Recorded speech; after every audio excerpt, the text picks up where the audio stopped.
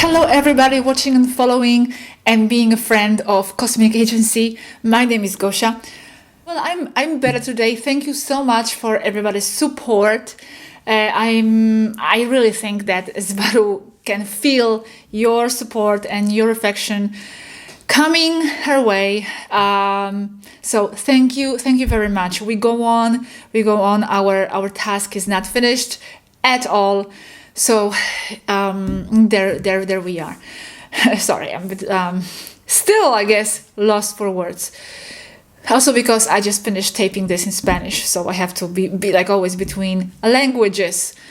Okay, today I just want to share with you some points that we talked about with Jeff in our last interview, because some of you probably didn't watch it. If you watched it, well, probably this video is not for you. But Jeff has sent to us, to me and Dale Harder, some questions that he wanted to ask during this video. And last Sunday, we actually had a meeting with Aneka and two other Taygetean men. I'm not allowed to say their names yet. So we had this meeting and they kindly offered their responses to these questions. So these questions are very interesting. The responses are also very interesting. So I just wanted to go through that with you. Okay? Right. So let's go. The first question is, what can you tell us about all the UFOs the US Navy is tracking? Aneka is responding here. We cannot generalize. What I can share is that there are a great number of Federation and non-Federation crafts of all sorts that are there for many reasons. And now, curious fact, in the Pacific, they are mainly Andromedan and Diezlian Tiplex, Arcturian. In the Atlantic, Mediterranean, Baltic and Black Sea, the crafts are mostly Centauri, Alphratan, Engan, which is also Pleiades, and Taygetean in a minority now. The same crafts that are above water in the atmosphere are the ones underwater. Yes, the crafts do that, she tells us, because they use water to hide. Just as a side note, Federation does not have any underwater bases, but other positive races do. So if you see, if you think you are seeing a ship emerge from the water, it could be a race that has a base there. It would be a non-Federation race, or it could be any ship that is using water to hide. Also, naturally, she says, negative races have many underwater bases. So it could also be a negative race. They have many underwater bases and construction sites. For example, maglev trains in tubes under the oceans. Also, another fun fact, a human submarine is rendered useless as the Federation races detect them by gravitational anomaly. So they are as visible to us as a surface ship would be. So that's a curious note. They have their ways to detect anything happening underwater.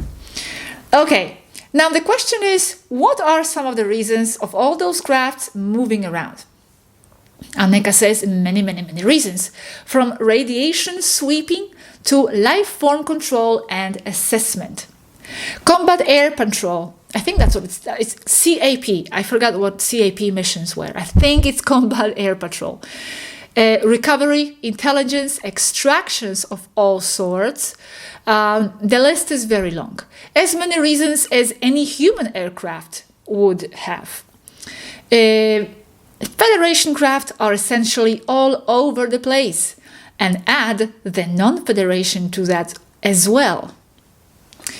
Now the question Jeff had was, he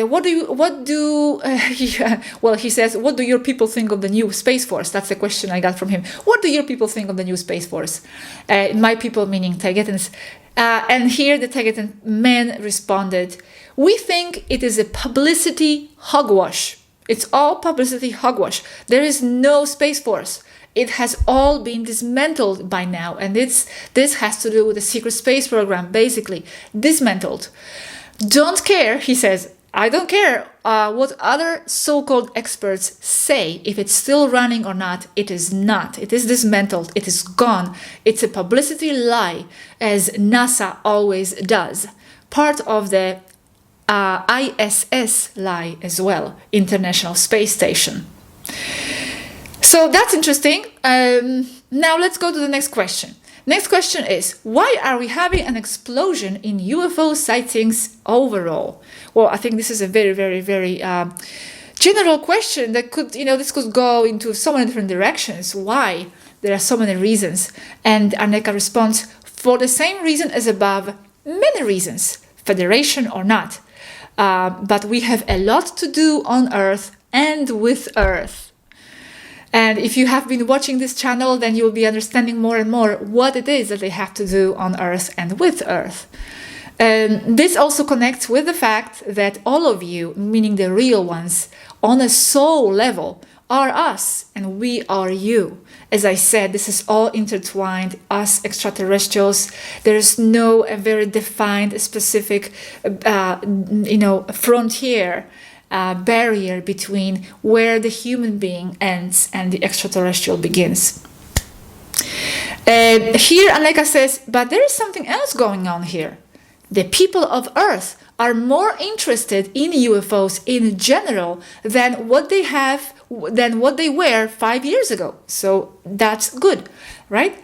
Unfortunately, what's not so good about that at the same time is that people usually remain at that level, she says, only looking up to see the lights in the sky, and they don't question further. They're not interested to see, to find out, to investigate who is behind those ships, who is actually piloting those ships, and maybe perhaps they have anything to say to us.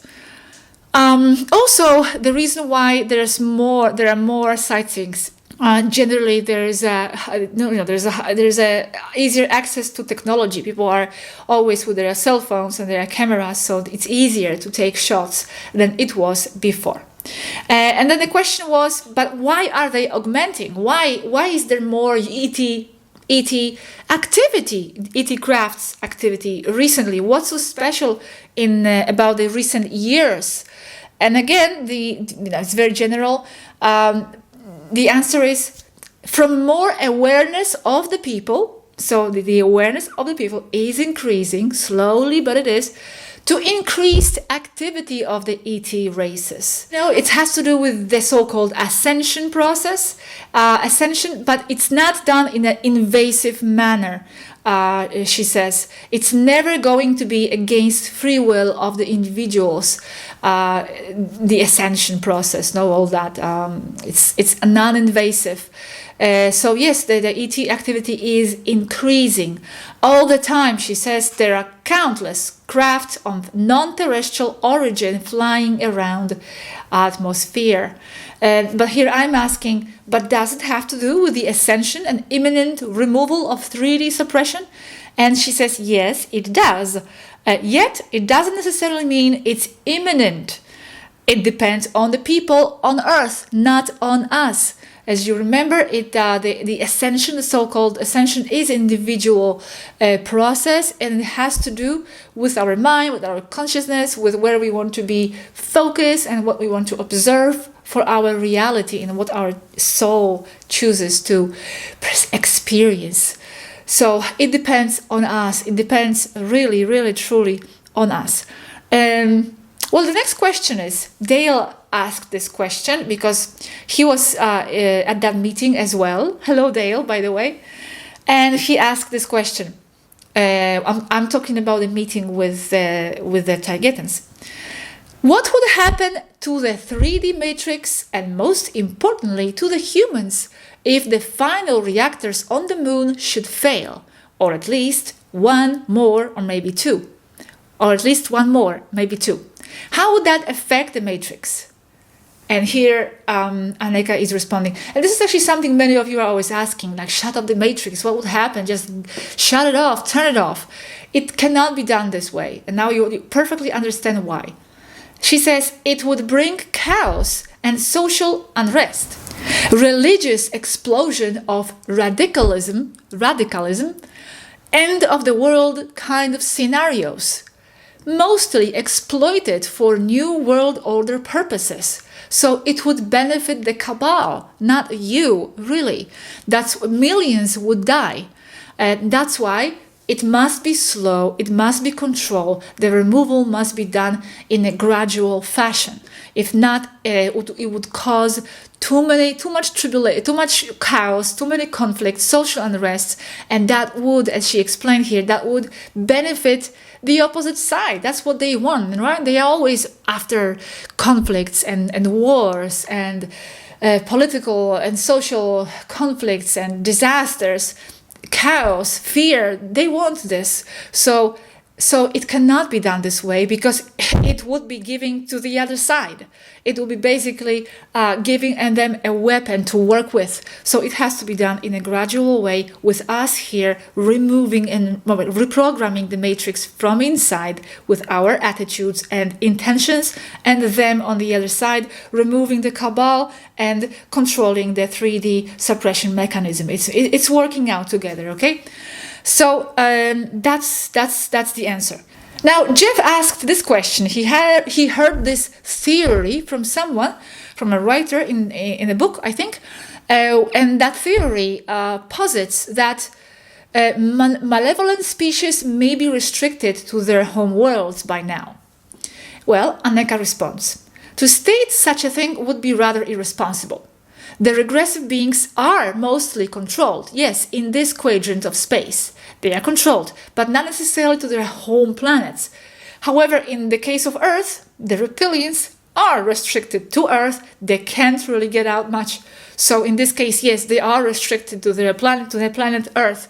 Some of them are still, leaking out under cover. Cloning is used. I'm adding this from myself about the cloning. And here she also says they use other excuses to move around, and they are still moving contraband around. Contraband including humans for labor, slavery, and meat. Also backing up their negative friends. They all back up one another. So it's still happening in a way. The negative races running around, but not in a very wide scale. It's not as invasive, and it is not possible because they are mainly controlled because the Federation right now is extensive and strong. And also, apart from the Federation, there are many other positive councils and federations as well in operation, all working in alliance. So I'm asking here to confirm. Okay, so the negatives in 5D are controlled, yes? She says mostly yes, but cannot say that all are. And they cannot be. It cannot be said that they are restricted to their home planets only. Not really in that literal way. So just remember that in 5D, it's not all love and light. There is still struggle. There are still challenges, and there are still some regressive races here and there. Okay. But they are mostly controlled. Now, Jeff wanted to know the exact frequency of 5D. And Anneka is responding, no, that is classified information. We cannot reveal what the frequency of 5D is. And why? Well, because every frequency, every object, every location, every point in space-time is a location, is an address. So this would benefit the negatives. They are not allowed to give out the frequency of Taygeta, of Erra, of their planets. That would give basically the regressive ones the address. Because as you remember, they still use portals in some cases. So she says, the negative ones might benefit even from a generalization-based frequency reading, as for 5D space outside the Van Allen belts. Okay, here also she's saying that it's not necessarily accurate that the entire region of space is raising frequency, is increasing. It's basically the Earth. There seems to be some confusion about that. Although, in general, objectively, the word moving to a higher frequency must come from an observer, from someone observing that process. It's not independent of the observer. So it's quite metaphysical at this point, and by that I want to say that the ascension or raising of the frequency, okay, but it's not something that is a casual effect, as she says, apart from someone observing. In general, everything always aspires toward the higher frequency and the higher realm, always moving higher in a way, in general, but always, but never apart from the observer. Not as a casual effect, apart from someone observing. So like a side note. Now here, an interesting part of the conversation, I might share this with you. This was not shared in the interview. Dale here is saying, I thought every point in the ether has its own frequency.